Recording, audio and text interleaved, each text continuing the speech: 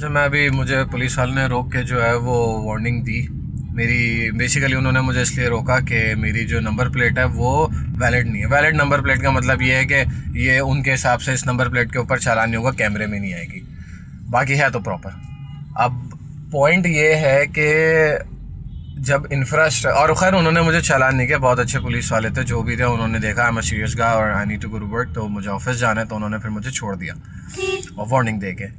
अब पॉइंट ये है कि जब हुकूमत के पास मुझे सेफ्टी सिक्योरिटी देने के लिए पैसे नहीं है, हुकूमत के पास इंफ्रास्ट्रक्चर के लिए पैसे नहीं है कि मेरे लिए प्रॉपर रोडें बनाए और सब, तो ये कैमरे लगाने के लिए जिसमें मुझे ही पकड़ना है, इसके लिए कहाँ से पैसे आ जाते हैं? और ये पुलिस वालों को देने के लिए सैलरी कहाँ से आ जाती है जो खड़े होकर मुझे स्क्रूटनाइज तो करना है?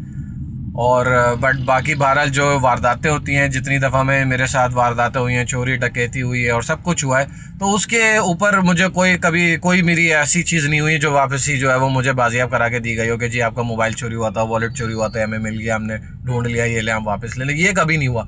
बट मेरे काले शीशों के ऊपर, क्योंकि ज़ाहिर है अब जब हुकूमत मुझे तहफ़्फ़ुज़ नहीं प्रोवाइड कर रही तो मुझे अपने तहफ़्फ़ुज़ का इंतज़ाम खुद करना है ना। तो जब मुझे तहफ़्फ़ुज़ का इंतज़ाम खुद करना है तो उसके ऊपर भी इनको एतराज़ है कि जी आप अपना तहफ़्फ़ुज़ खुद क्यों कर रहे हैं, आपने शीशे काले क्यों कराए हुए हैं, या आप वेपन क्यों कैरी करते हैं, या और अगर कोई बंदा पीछे गार्ड लेके घूम रहा है तो उसमें भी एतराज़ है। तो इसका मतलब ये है कि बंदा खुद भी अपनी सिक्योरिटी ना करे और हुकूमत भी सिक्योरिटी नहीं देगी। इनको सिर्फ फैसिलिटेट करना है, किनको?